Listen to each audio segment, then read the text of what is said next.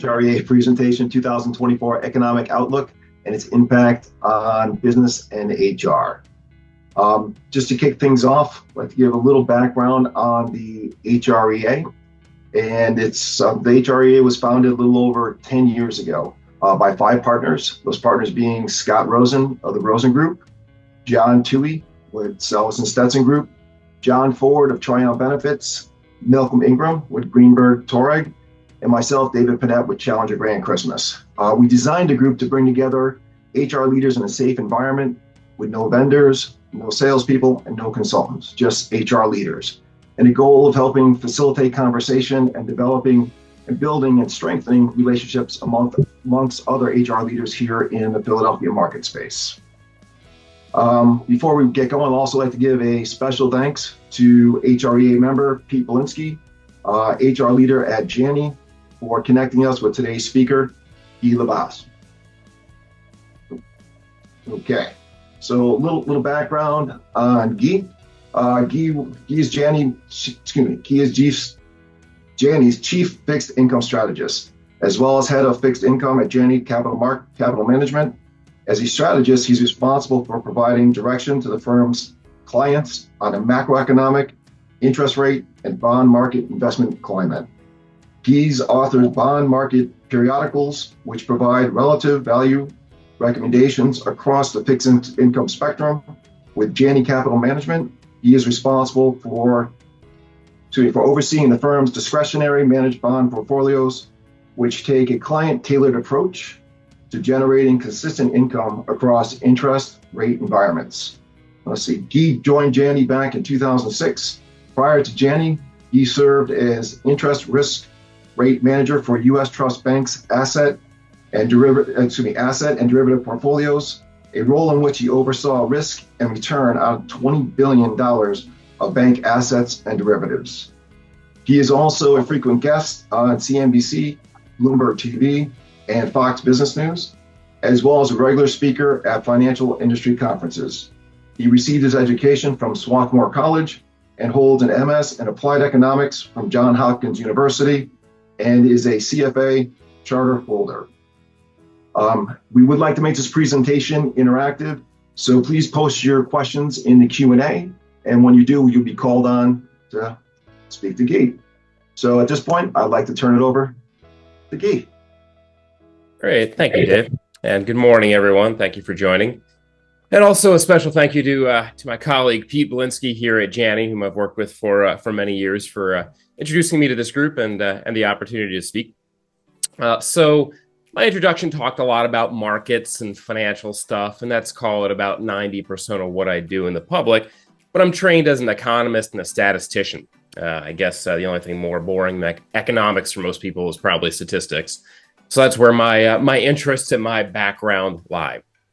Today, I'm going to do a couple of things. First is I'm going to tell a little bit of a story. That story is not about me. It's not about any individual. It's really the story of the U.S. economy over the last few years. And it centers around one thing, which I'm going to wave in front of the monitor right now, and that's this guy. For those of you who might have a small screen or just listening on audio, it's a packet of gummy bears. And then I'm going to do a little bit more of the traditional economist thing after we're finished with that story and talk through some stuffs about the U.S. economy today, really focused on the labor markets. And I'll finish with a couple of market things. The one thing that I ask of you is that you consider what I'm talking about, both in terms of your professional career as well as your personal one. There's no way for those of us who operate in terms of markets to really avoid some discussion about the stock markets, about the bond markets. So please take that advice as intended, as personal financial advice that is general to the financial markets. All right. So as promised, I'm going to start with the story of the last few years.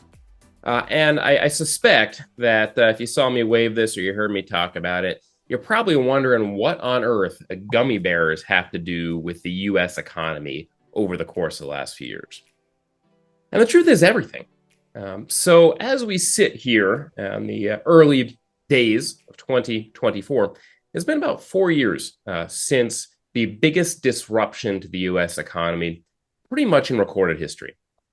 We all remember the time from March and April 2020. I think most of us unfondly, both, of course, for the loss of human life and the tragedy that involved, but also from my standpoint, at least, from some of the drastic and dramatic shifts that occurred in an extremely short period of time, both in terms of what we bought and what we invested in and what we did as consumers, as well as what businesses did.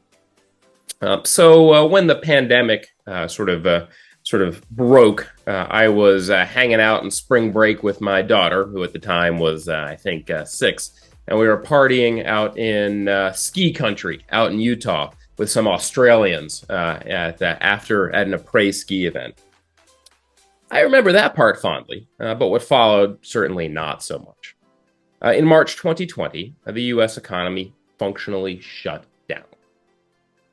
Now, while I was away from home during that initial period, one of the things that changed most dramatically and most sharply, as I think many of us recall, is travel. While airplanes still flew, they were empty. And one thing that was really notable was that people stopped renting cars. Hertz and Avis and all those other companies, Enterprise, a sudden drop off of demand. Now, they weren't the only company, they weren't the only entity that had such a dramatic shift, but they were one of the bigger and more prominent and more obvious ones. What's interesting about these companies in aggregate is that in round numbers, auto rental companies are responsible in any given year from between 5 and 10% of demand for new vehicle purchases. So what did these companies do faced with a sudden shutdown of their business? Well, it's pretty simple. They sought to reduce costs, not necessarily by laying people off in the immediate aftermath of the pandemic, but by stopping orders. So again, every year, Hertz and Avis and Enterprise and all these other companies, they purchase 5 to 10% of new auto production called fleet sales. What happened then? Automakers, faced with a sudden drop in sales of 5 to 10%, started cutting back their own production. How do they do that? Well, they slow down the lines, they reduce their own workers' hours, lay some of them off if necessary, but they also reduce their orders from suppliers. What goes into cars? Well, a lot of things these days. There's the engines and the stuff around that, and there's the more prominent thing that we heard a lot about in 2020 and 2021, microchips. So vehicles have tons and tons of microchips, depends on the vehicle, but everything from the little microcontrollers that, when you press the button on the seat on the side that slides it forward and back and up and down, that's a microchip. It's a very cheap, very simple microchip called a microcontroller. All the way from that to the microprocessors that control fuel injection, to the microprocessors that drive that little display you've got that distracts you when you're driving on the highway at a high speed. Automakers cut their demand for microchips. What else goes into a car? Well, among other things, seats, leather that covers those seats. That's in 2020. So all these automakers shut down their orders and that had cascading effects. What else happened in 2020? Well, we as a group went very, very quickly from being in the office, as you can see, I'm staying in my office today, to working from home. And that required a whole new set of stuff that we demanded as consumers. It required data centers to provide the information from remote working. In fact, we're communicating today over Zoom, right? That barely existed in our collective minds before March 2020. And all of a sudden, it's a huge, buoyant company that requires an incredible amount of processing power and throughput in data centers. So all those microchips that went into cars needed another home. The microchip manufacturers like Taiwan Semiconductor, Intel here in the United States, a number of others, they shifted their production from providing to automakers to providing to this other stuff that we need. All right, fast forward to 2021. We have a vaccine, probably one of the greatest miracles in modern science. Incredibly fast. We're saving lives as a society. COVID is no longer such a severe thing. And yet, consumers over that last year have saved a huge amount of income. And the automakers, as a group, they realized something too. That big plunge in demand that caused them to slow their microchip orders, it was temporary. Those same rental car companies that were cutting their demand, cutting their orders, they're now ramping up desperately to get cars in to provide those cars to people who are suddenly interested in travel, right? In 2021. Now the world feels safe with vaccines and lower mortality risk from COVID. So what do those automakers do? They try to get more microchips. It doesn't work, right? Those microchips have been sort of dedicated, and production runs dedicated to the change in the economy. And I promise I'm getting to our little bag of gummy bears here. One of the other things that was really notable in the macroeconomy around that time was, and I think many of us noticed it in our own private lives as well, the prices of lots of stuff was rising remarkably quickly. One of the reasons is because those big shifts in demand, when they returned to a little bit more normal, when those rental car companies started trying to buy more vehicles, when those auto manufacturers started trying to buy more microchips, they drove demand up, but supply couldn't compensate. And the natural reaction in our economy, and when that happens, is prices rise. So here's where the chain of causality gets absolutely absurd. And maybe that's a lesson on philosophy rather than just economics. Causality is an inherently absurd concept in our world. Do you know what these guys are made out of? Well, I've got the ingredient list in the back here. So without going on it quite in too much detail, the sugar, of course, and various derivatives thereof. But one of the things that is a required input, see a third ingredient on this list, is gelatin. Now, hopefully we don't have too many vegetarians on the line here. And if you do, I apologize for any squeamishness this may result. But gelatin is essentially, and what goes into gummy bears, pig hooves. Most of the pigs that we consume in this country, and these are produced in, looks like Turkey, but nonetheless, the company is based in Illinois. Most of the pigs that we consume in this country come from Mexico. One of the biggest sources, or uses, I should say, of pigs in Mexico is to provide leather for the seats of automobiles. In addition to reducing their demand for microchips, when automakers shut down their orders in 2020, because auto rental companies shut down their own orders, Mexican pig farmers in aggregate responded by breeding a much smaller herd. That means less gelatin for gummy bears. And in the summer of 2021, if you tried to buy a packet like this, you would be paying through the nose. Gummy bear prices quadrupled inside of a year.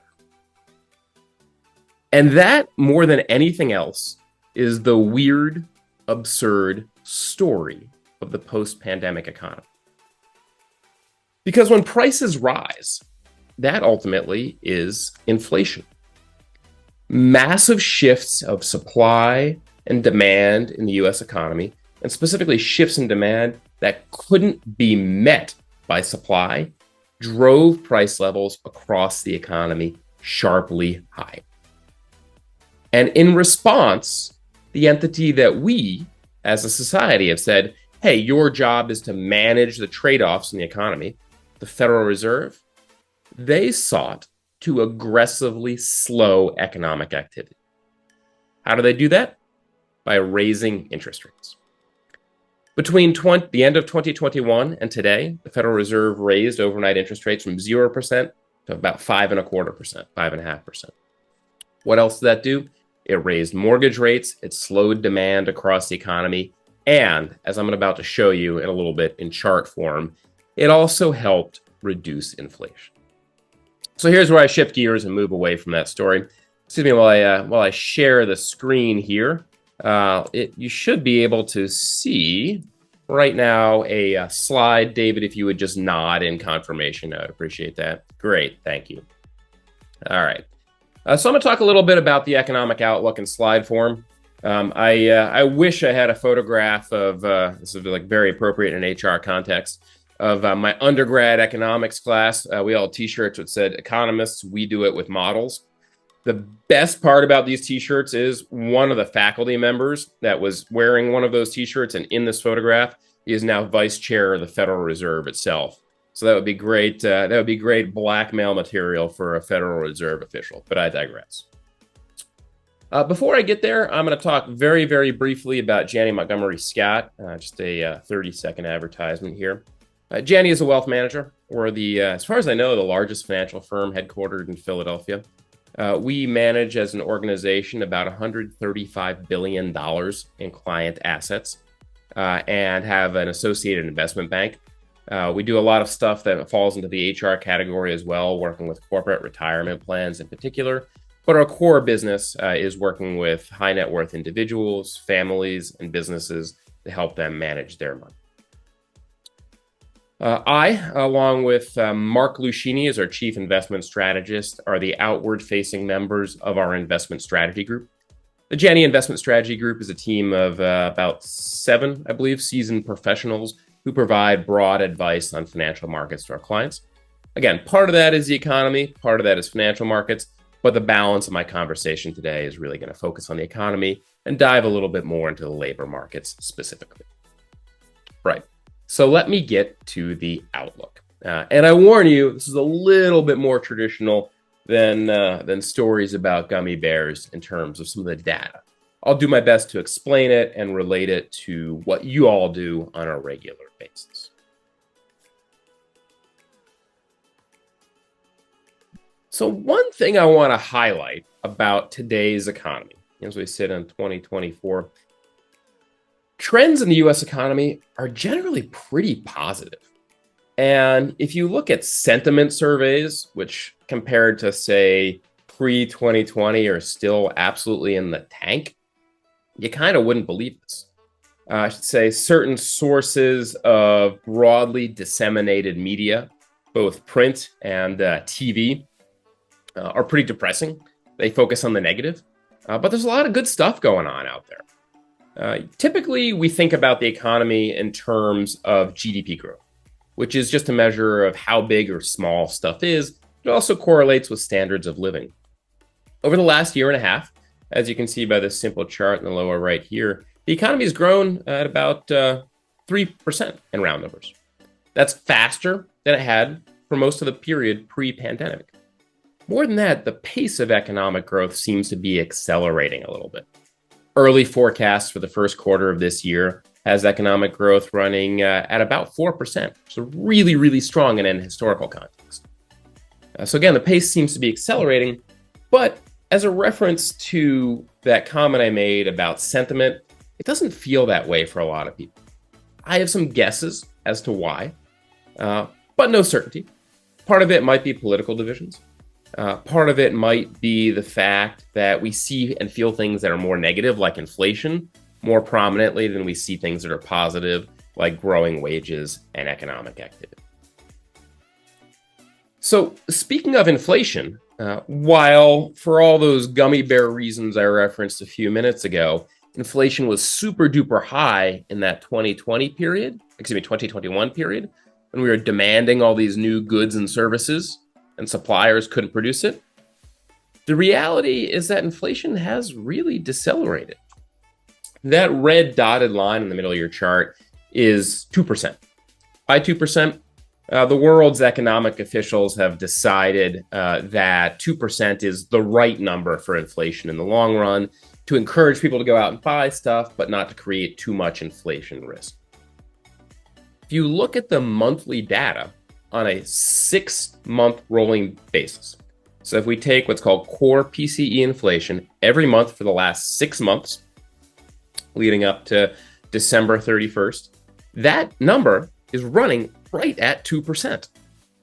We think it's going to get a little bit above 2% by the end of the year, but we'll call it close enough for government work. It's nowhere near the 5 to 6% inflation pace that we were experiencing throughout much of 2022, 2021, 22, and early 2023.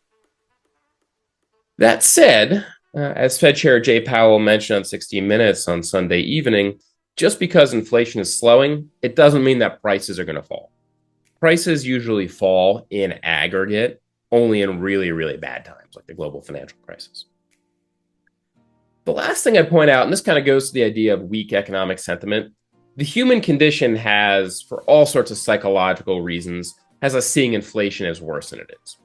One reason is we tend to track inflation of people who spend more than us, right? We look at inflation as an aspirational thing, and we see that $20 million mansion become $25 million and think prices are rising. In reality, that's not reflective of what we spend. That's one reason, but we tend to see inflation as higher than it really is. Alongside this backdrop, and I think Larry Siegel teased me a little bit in the chat in our pre-discussion about the jobs report on last Friday. Alongside this economic stuff, the labor markets are really healthy. Collectively as a society, we economists normally think of the big thing you worry about in the labor markets as layoffs. Right? The economy slows, firms cut workers, and job gains go negative. Now this blue bar in this chart, those negative numbers in the blue bar are reflective of layoffs. Here in 2020, the obvious source of layoffs was the shutdown around the pandemic. There was a sort of little echo layoff here in 2021, just 1 month's worth of data, not meaningful. But really, what was more prominent in 21 and early 22 into even early 23 was labor demand was overheated. And I'm guessing many of you in this room struggled to find employees for your own business, to help your clients, if you're on the consulting side, find employees, or create ways to retain employees. And so that was a weird problem, right? Labor markets had too much demand for jobs and not enough supply. Right now, we're finding a balance, right? The light blue dotted line in the middle there is basically the long run average of jobs growth. We're running in recent months a little bit above that average, but demand and supply are roughly balanced. And that's a good thing. As a side note, there's a lot of immigration issues in the headlines between congressional bills and some of the drama on the southern border at present. But I think immigration, both legal and less than legal, deserves some credit for the stabilization in the labor markets. If you think about labor markets as a source of demand from employers, which was really high, and supply from employees, there's only so much net supply of labor we can create. We get about round numbers, call it about 75,000 people a month come into the labor force when they turn 18. But we get another roughly 50,000 people a month from legal and not so legal immigration. And that actually accelerated a little bit over the course of, call it 2022 to 2023. And that helped create some balance in the labor markets.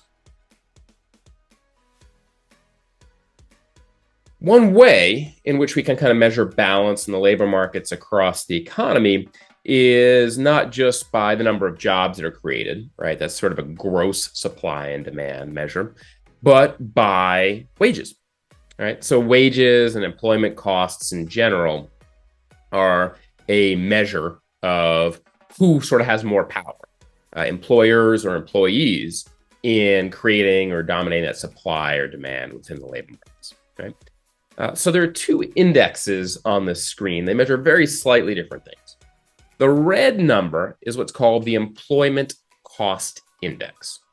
That's essentially how much it costs firms for wages in aggregate. It's released quarterly. The Labor Department, or the Bureau of Labor Statistics, provides this data. As you can see, it's pretty stable around 2% in the long run. But in 2021 through early 2023, it got elevated. See this little red arc here, where it got above that 2.6% rate where it currently is today. And so what that signals to me is that in the last couple of years, essentially workers had a lot of power, bargaining power, again, as I'm sure many of you saw on the local level. But the page of wage increases, at least according to the Employment Cost Index, has now gotten pretty close to its long-run normal. It's growing at about a 2.5% annualized rate. Its long-run normal is in the very low 2% range. So this blue line is a subtly different thing. Now, this is an index called the Employer Cost or Employee Compensation Index. It's a mouthful. The good news is there's a lot of details underneath this index for different industries, private and public sectors. So it's a little bit more comprehensive than the Employment Cost Index. And very critically, it includes benefits as well. So the Employment Cost Index is just sort of the what employers pay for wages as well as taxes. The ECEC, the Employer Cost for Employee Comp, includes healthcare, it includes time off and things like that. It also tends to be a lot more volatile, mostly because of measurement error. But as you can see, this spiked too. So not only were we as an economic society offering workers more wages as their bargaining power improved, we're also offering them more stuff in terms of benefits. Again, this is going to be a little bit more volatile, but I think these costs are probably going to come down a little bit closer to their long-run average for 2024 as well.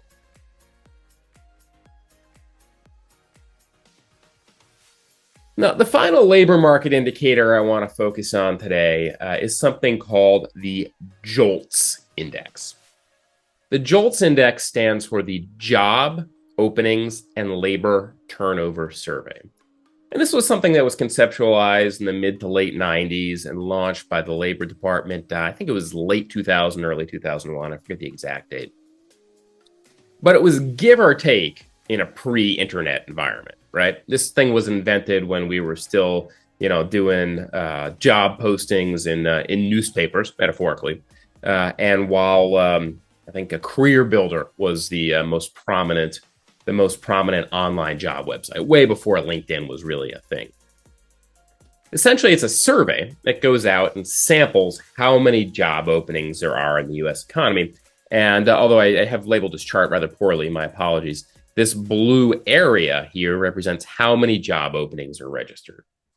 As you can see, historically, it's dipped during recessions, during the global financial crisis, and then it rose really, really precipitously as sort of LinkedIn and online job openings became more prominent, and spiked massively post work from home era.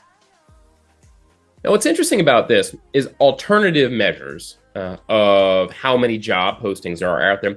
They don't quite show the same trend. Yeah, they rose, but not quite so dramatically.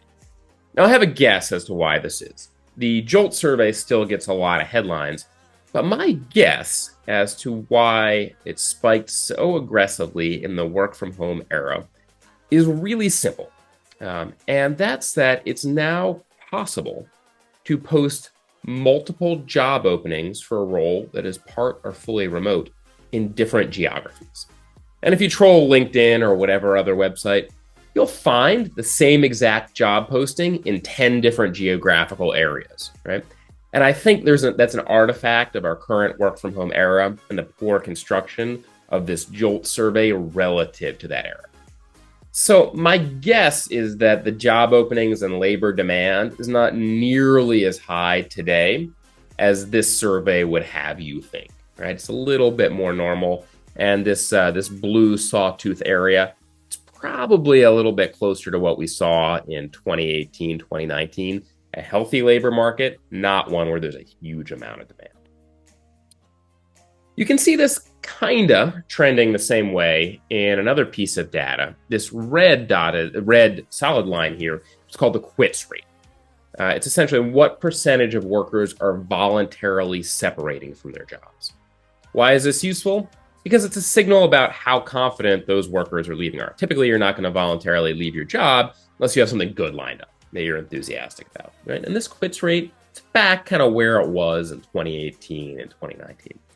Now, when you add up all the evidence, what that suggests to me is that the labor markets are no longer overheated, supply and demand is more imbalanced, but they're still healthy, with good demand from employers, good supply from employees, and actually, I'm guessing are probably going to stay pretty close to that way for a while. All right. Let me shift gears to some other portions of the US economy, and these are kind of some of the good stuffs. First of all, as an outgrowth of, in part, I should say, an outgrowth of healthy labor markets, rising wages, consumers have a lot of spending power. And one reason, again, related to those labor markets, is that consumer income is growing above its long-term trend. So this blue area here represents the total amount of consumer incomes. Back in 2003, where I started this chart, it was somewhere in the $10 trillion range. Now consumer incomes are in round numbers, about $22.5 trillion across the real economy. That's a super abstract number. What on earth does it mean? Well, what I've also done here is charted the long-run growth rate, in this dotted blue line. And you can see in the global financial crisis, we dipped below this long-run growth rate of consumer incomes and never really recovered until the early phases of the pandemic, when government support programs kind of caused incomes to spike. And since then, we're growing a couple $1 trillion as an economy as a whole, over and above the long-run trend in consumer incomes. That's great things, right? Ultimately, consumers represent 70% of the US economy, and having more income means more to spend, more to grow, and that has add-on effects that'll support standards of living. It's good stuff. One scary headline that has come to attention a couple of times, not least of which was at Christmas dinner with the in-laws, is that the absolute level of consumer debt is high. But you got to consider this in terms of the fact that incomes are growing a lot, right? And not only that, over time, just because of inflation, you'd expect consumer debts in the total dollar amount to go higher, right? Buying a house in 1980 and buying a house today is a difference of $50,000 to $500,000 on average, right? So of course, if you're borrowing $500,000 as opposed to borrowing $50,000, the absolute amount of consumer debt is going to be growing. But relative to incomes right now, consumers are spending about a little under 10% of their incomes on debt service in aggregate. That's pretty healthy, right? That's right a little bit below where we were in 2018, 2019 or so, and way, way, way below where we were as a society during the global financial crisis. So balance sheets are healthy, consumers are seeing incomes grow, and that really drives 70% of US economic activity. And those are reasons to be optimistic. I can't remember whether it was Jimmy Carter or Gerald Ford who joked that he wanted to see a three-handed economist, because all the economists that he talked to would always say, on one hand this, on the other hand that. So I've shared some short-term good stuff, so naturally I've got to share some short-term bad stuff, right? Here's some of the sentiment or some of the worries that are on the horizon that are a little bit more prominent today. High on the list for me, consumer sentiment is lousy. I made an argument that might be a little bit about politics and divisions. It might be a little bit about remembering the inflation. It might be a little bit about scare headlines. Whatever it is, if you look at surveys of consumer sentiment, they're pretty poor. Now, ultimately, my philosophy is watch what they do to spend, not what they say, which is we're not spending. However, it is a risk, right? Because if you're feeling unoptimistic, you're more likely to pull back and spend less. Second worry on the horizon, the US government debt load is really steep, right? I don't think that's a problem for a lot of reasons, but nonetheless, it caps to some degree the government's ability to respond by launching more stimulus programs in, for example, another possible economic downturn. I don't think one's on the horizon, not a big one, but if it does happen, it makes it harder for the government to spend a lot to be able to support the economy. You can see this chart. It's just a ratio of the amount of government debt outstanding to the size of our economy. 30 years ago or so, it was in the 50 to 70% range. We had surpluses in the late 90s as the economy boomed. Kind of stability.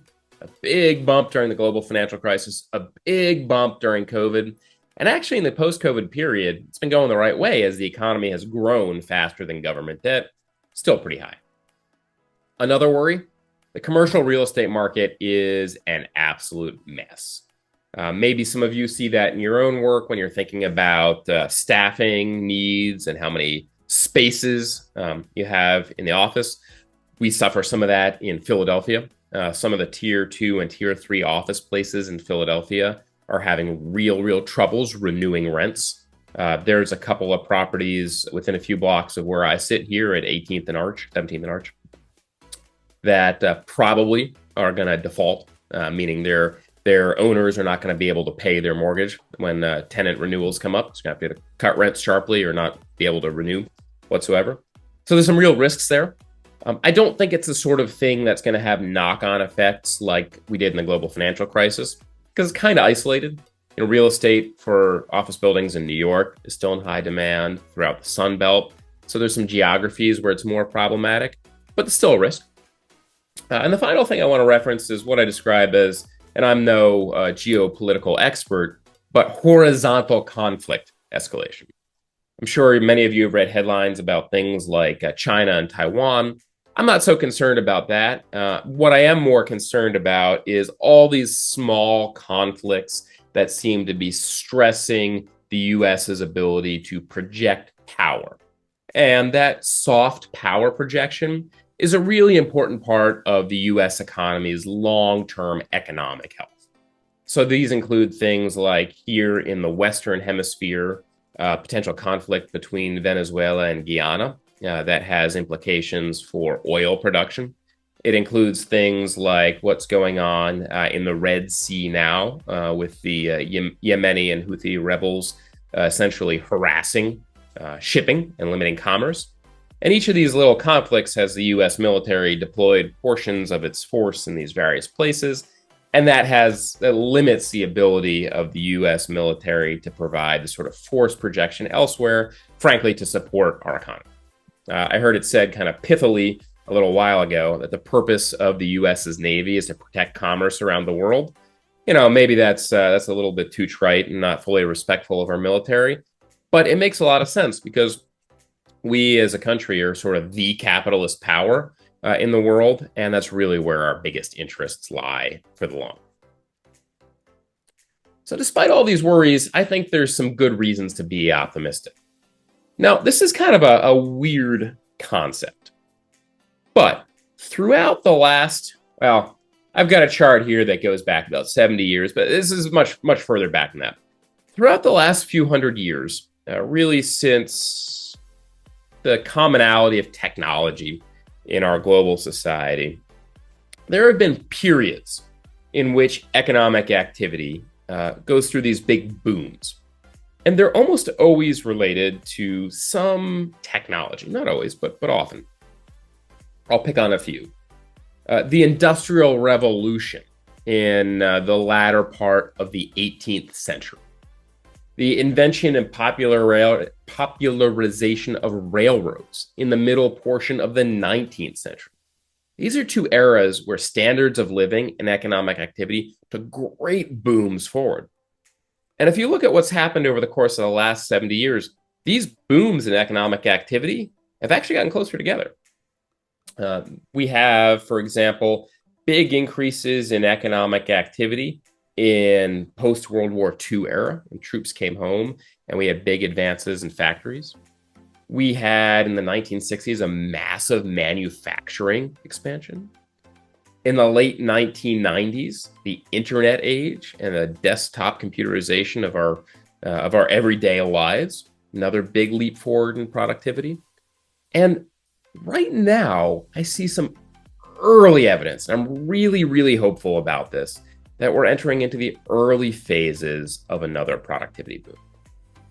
Productivity booms are these periods where sort of amorphous things of technology bleed into our economy. Okay? So I think the late 90s era is a great example, a great story, because we see these really obvious technologies that drove economic growth. But there were so many skeptics at the time, so many skeptics. My favorite example, excuse me while I recaffeinate. My favorite example was Paul Krugman. Right now, Paul Krugman's a commentator for the New York Times. He gets a lot of flack for being, I don't know, not my words, somebody else's, a left-wing shill. However, he's a legitimate economist. In fact, he won a Nobel Prize, and he won a Nobel Prize kind of for a rethink of the way that we create economic models as economists. So he's a smart guy. In the late 90s, I think it was 97, 98, he said something that was just tremendous, which was that when all is said and done, I believe that the invention of the internet will have no more impact on the global economy than did the creation of the fax machine, right? So obviously, with the benefit of 20 odd years of hindsight, that's patently ridiculous. But I bring this up because here is a prominent economist, say what you want about him today, a Nobel Prize winning economist, saying that right in the middle of one of the biggest productivity booms in history, saying that, we can't really see anything happening. And I'll borrow a quote from the godfather of productivity, a gentleman named Robert Solow, who passed away just a few months ago at the age of 99. He's an MIT economist. He said in 1994, in an argument or a debate with the Treasury Secretary at the time, the Treasury Secretary said, "I don't see any evidence of higher productivity." And Robert Solow said, "Productivity is evident everywhere, but in the statistics." So let's turn that to today's era. First, we've got accelerating economic growth at a time when it really shouldn't be accelerating, right? There's all these bad things on the horizon, all this consumer fear, and yet productivity growth is accelerating, right? Why? Well, I think a lot of things are coming together that could be the start of the next productivity boom. What are those things? Well, one of them is a lot of investment in technology over the last few years. It's subtle, but again, we're talking on Zoom. That's a new investment in technology. The work from home world. Driving to work, commuting, is a low productivity activity, right? And we have more time as a society to spend on more productive stuff. And productivity doesn't mean like sitting here doing your work, typing on your computer. Productivity is an economic sense of productivity. So that could mean, frankly, consuming more things like TV, right? Consuming Netflix is, believe it or not, a source of productivity. Probably more productive, arguably, than driving to work. Reshoring of supply lines. One of the outgrowths of the conflicts that I mentioned that we're seeing in a lot of the world is that manufacturers are doing more at home. And some of that's really high-tech manufacturing. We've got massive tech facilities going up in the Phoenix area desert in northern Ohio. That's a lot of investment. And all these things, they have a chance, not a certainty, a chance of adding up into a new productivity boom. And I, for one, would love to be one of the relatively few humans on this planet who have ever lived through two productivity booms, right? That's very, very rare. It barely has ever happened, dating back hundreds and hundreds of years. So that's one reason to be optimistic about the next 5 or 10 years. All right. As promised, I'm going to spend a few minutes just talking about the financial markets because that's what we do here at Janney. I'm going to go over the equity markets, the stock markets in brief, and this represents the view not specifically of myself, but of the investment strategy group as a whole and our equity experts. Equities, stock markets, and please, I don't expect you to read all this, but if you happen to have an interest in it later, go ahead and pause it, or you can actually check it out on our website, janney.com, and look for our 2024 Outlook note. We're expecting the stock markets to have a range, most likely between about 5,200 on the S&P 500 as a high in a good scenario, and about 3,800 in a negative scenario in which we genuinely do get an economic downturn. I don't think that economic downturn is particularly certain right now, but it's a legitimate possibility. I think right now, if you've seen what's happened in the stock markets in January so far, we're leaning pretty hard towards the left side of this, the optimistic scenario, as it looks like, fingers crossed so far, we're facing a pretty good economic outcome and falling interest rates as well. I'm a little bit better equipped to talk about the bond markets. In 2023, interest rates were all over the place. We saw big trending periods of rising interest rates early in 2023, sharp falls into crisis periods, sort of towards the middle of the year in the banking crisis, a massive increase in interest rates late in the year, and then a dip down to end the year. What I describe this scenario as is violently range bound. And I think it's probably a lot of what we're going to get in the next year as well, with bond yields hovering pretty close to 15-year highs. They reached a 15-year high in October on average of about 5.67%, a low in August 2020 of just hair above 1%. We're probably going to be in this 4 to 5 range for the bulk of 2024, again, in my view. Excuse me, Guy. Yes, of course. We have a question from Jim Carlino. Okay, thank you. Jim, go ahead. Yeah, thanks. I mean, I was just curious about the comment about the labor supply and demand equalizing and how that relates to the decline in workforce participation, slowing birth rates, the boomer retirements, that sort of thing. Sure. Should be operating in opposition. Yeah, so excuse me, avert your eyes while I skip like 10 slides back. It's going to be a little bit dizzying. And let me just pull a visual up kind of on that supply and demand stuff, right? So we have a metric here in the US called the labor force participation rate. It's basically a survey, imperfect data point, but good enough. It says for everybody who is within the range of 18 to 65, are you employed, or are you looking for a job, or are you just out of the labor force? Right? During the pandemic, labor force participation fell a lot. There's all sorts of reasons. One reason was maybe people who are older didn't want to expose themselves to the risks of being near others, and very reasonably during the pandemic.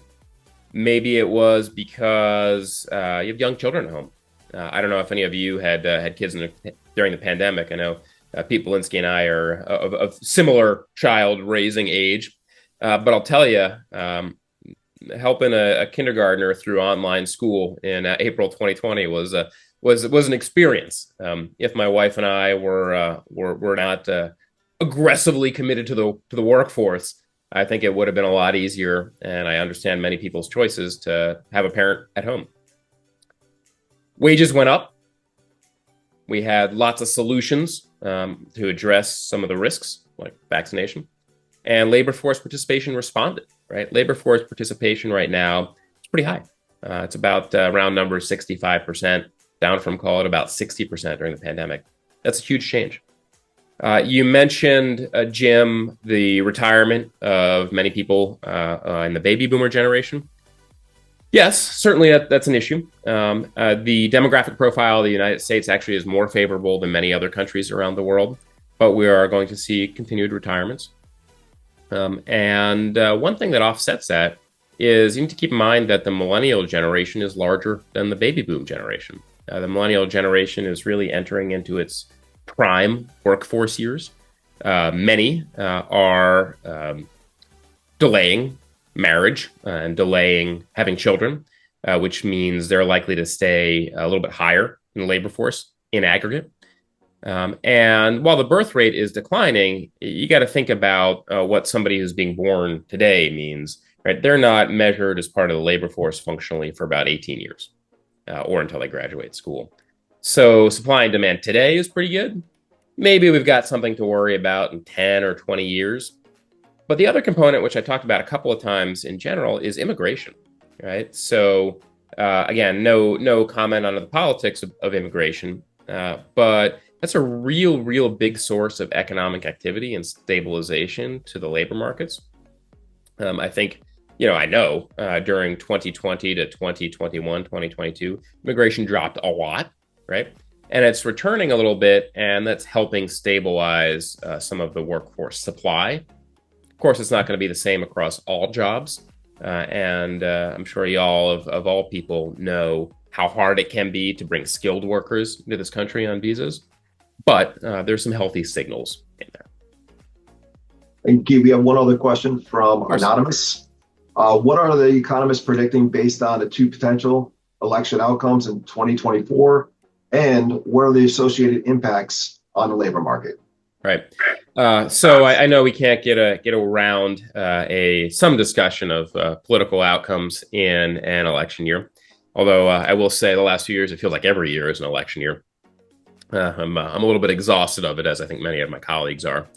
However, there are pretty different sets of policies proposed by presumed nominee Trump's administration and current president and probable nominee Biden's administration. First, I'll focus on Bidenomics. Bidenomics is a term that the current administration has used for a set of policies which ultimately come down to government support for specific sectors that have, give or take, national security interests. For example, microchips. And so that would involve, should Biden get reelected and Congress be supportive, that would involve probably more stimulus to high-tech manufacturing activities. And I think on the margin is slightly inflationary, but is also pro-growth and pro-productivity. The most prominent economic policies that a presumed nominee Trump White House have proposed so far involve a little bit of geopolitical isolation, which historically has been inflationary, and are more industry-specific, supportive, particularly towards fossil fuels. But I think a lot of it depends not just on who ends up in the White House, which is what we tend to focus on, but really what the balance in Congress is. In either case, it's likely to be a pretty narrow majority without any clear mandate, and that means pretty limited policies ultimately get passed. That's a good thing for markets, for what it's worth. Markets tend to do well when essentially Congress and the president are at odds with each other and nothing really happens. Awesome. All right. We just have a few minutes left. Again, avert your eyes as I zip through this and go to a couple more things. I promised a little bit of an outlook on the interest rate markets. We see two scenarios for the interest rate markets. One, we get a garden variety economic slowdown in which interest rates dip a little bit towards the end of the year. For what it's worth, these level of interest rates would be consistent with mortgages at about a 5% rate in round numbers.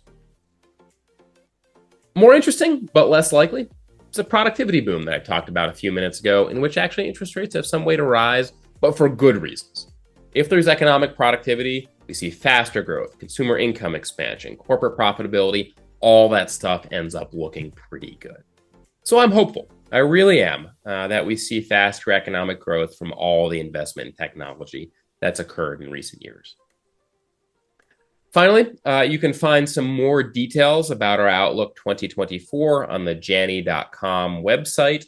And it's a lengthy document, both published with myself as a primary author on the bond market stuff. My colleague Mark Lucchini is a primary author on the stock market and the economic stuffs. But that's really a great document to be able to check out and go into some detail about these comments. We have time for a couple of more questions in the end here, I think just 2 or 3 minutes. But the final thing I have to leave on the screen is our comprehensive disclosures. Since we are an investment management and investment advisory firm, we need to make sure that these are on for recording purposes. But for now, I'll leave it for a couple more questions. Awesome. Guy, we have another one from Anonymous. You say inflation's down, but prices don't necessarily drop, but wages are up. So what is the difference between the inflation, the high water mark where prices are today, and wages? So that's a great question. All right, so inflation went up a lot. I'll have to do this with my hands because I don't have a handy chart to be able to refer to. So inflation went up a lot, right? And then we'll use this for the line for inflation. And then wages kind of went like this, right? Now inflation is stabilizing, but wages are still rising. Right now, if you adjust wages for inflation, there's still a net loss in the last 2 years. That is probably based on our forecast. So if wage growth sustains in that 4% range and inflation sustains in the 2% range, it's pretty likely this year. That will reverse by the middle of this year, right? So call it real wages wages net of inflation will be net positive in the last 2 years by summer 2024, assuming those trends roughly hold, which I think is pretty good odds, frankly. And with any luck, right, in 2025, there'll be a material net gain for consumers after inflation. Those estimates, which I just mentioned, do not consider any effects from pandemic era stimulus, right? That's just wages. So that should be looking a lot better in aggregate summer 2024. That said, again, we humans are designed to fear inflation and not see the optimistic stuff quite as well. So I'm not sure it'll be obvious in the day-to-day. Awesome. Thank you, Guy. And actually, one personal question here. If someone in their mid-50s looking at their personal 401k, where should we be putting it in 2024? Yeah. So I can't answer advice on individual situations. I encourage you to reach out to a financial advisor at Janney, or we can certainly talk about that offline. However, in general, we're moderately optimistic on the stock markets this year and neutral on the bond markets. So, for example, if the long run average of your allocation between stocks and bonds is about 60% stocks, 40% bonds, that's about where you should be this year. You know, last year we were more optimistic on stocks. In 2025, it might be a different scenario as well, but this is very dependent on price. So if the stock markets rise to reach our target for the year of around 5,200, I would say that my colleagues and I will probably address or reconsider that issue very, very quickly as well. Fantastic. Well, thank you, Guy. We were at time. Again, thank you so much. Coming out of this very optimistic look on the economy now, so thank you. I had no idea what impact that Mexican pig farmers could actually have on the U.S. economy. It's really surprising, and if nothing else, again, causality is inherently absurd. Awesome. And thank you to all the attendees. The next HREA event is going to be a Sixers game, February 14th. We have a box of Sixers game. It's first come, first serve, and I believe there's a few more seats left open. So you can go to hrexecutivealliance.com and register online. If you're not a current member and interested in learning more about the HREA, please contact one of the partners, or again, I'll reach out to myself directly. I'm more than happy to have a conversation with you, give you a little more background of why the HREA. But again, Guy, thank you very much. Appreciate the presentation. Everybody have a fantastic Tuesday.